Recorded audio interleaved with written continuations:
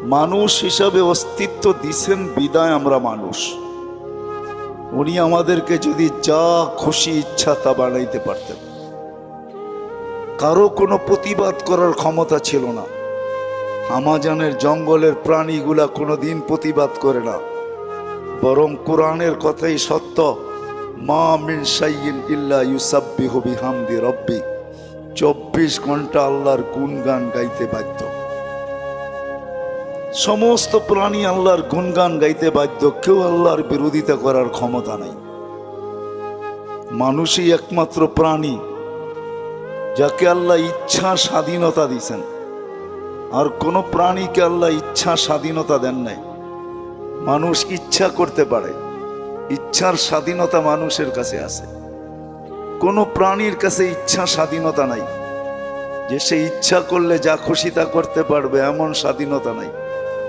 যাকে যেই কাজের জন্য নিয়োজিত সে ওই কাম করতেই বাধ্য।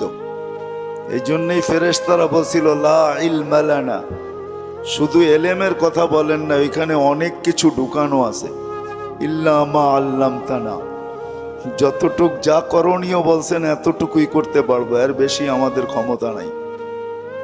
সত্য এটাই।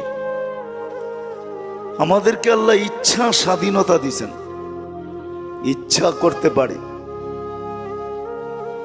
বিদায় সদিচ্ছায় আসি নাই, আল্লাহর ইচ্ছায় আমরা আসছি, আবার আল্লাহর ইচ্ছাই আমরা চলে যাব।